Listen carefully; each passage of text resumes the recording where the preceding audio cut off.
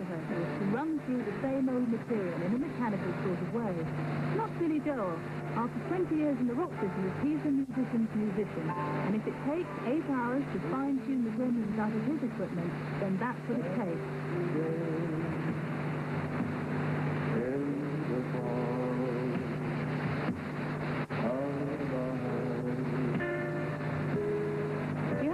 Big to book Wembley Arena as a venue and sell out, but Billy Joel has done both.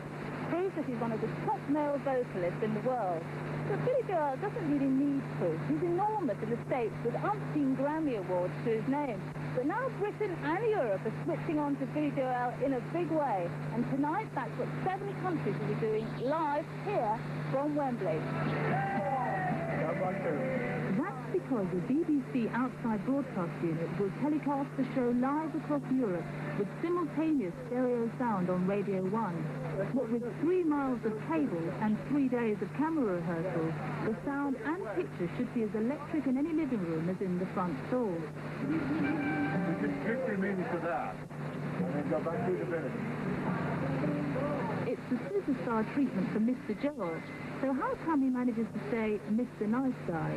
I've met a lot of superstars, and a lot of them get caught up in their own, on the superstar. So any eccentricity, I feel like, growing out there, people should accept because I'm this artiste. And I don't go for that. I mean, people are people. It's just because you're famous or successful, it doesn't give you the right to stop being a human being. If you lose touch with humanity and how to interrelate with other people, and how you going to write things that, people can relate to, right?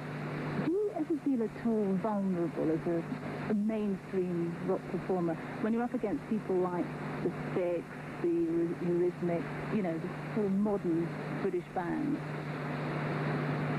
Well, I'm aware of it. I think I'm perceived to be like this Neil Diamond type of act, or Barry Manilow or something. I mean, that's their problem. They're missing out. I'm not doing just, hey, come to my show. I don't really get that from. Maybe it's from some of the singers. I'm even doing rock and roll for years and years and years. I know that's going on, but I don't feel like I'm in any kind of, a competition of it. Like there's a rivalry going on between the old school and the new school. I mean, Boy George came down last night. He's a nice guy. We had a lot to talk about.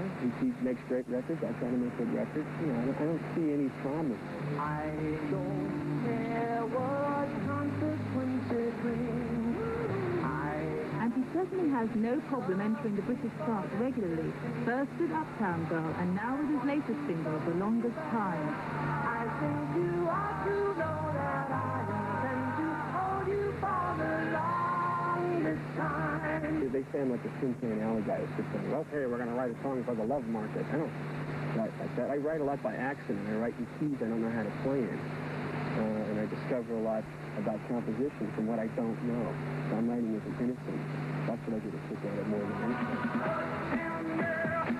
But what the downtown kid who played his way out of the Bronx likes best is making solid, slick rock that sells itself.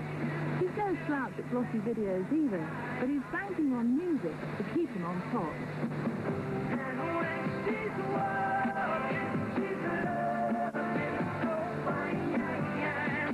So what can you expect to see tonight? Is it going to be visual and super zappy, or is it just going to be music solid?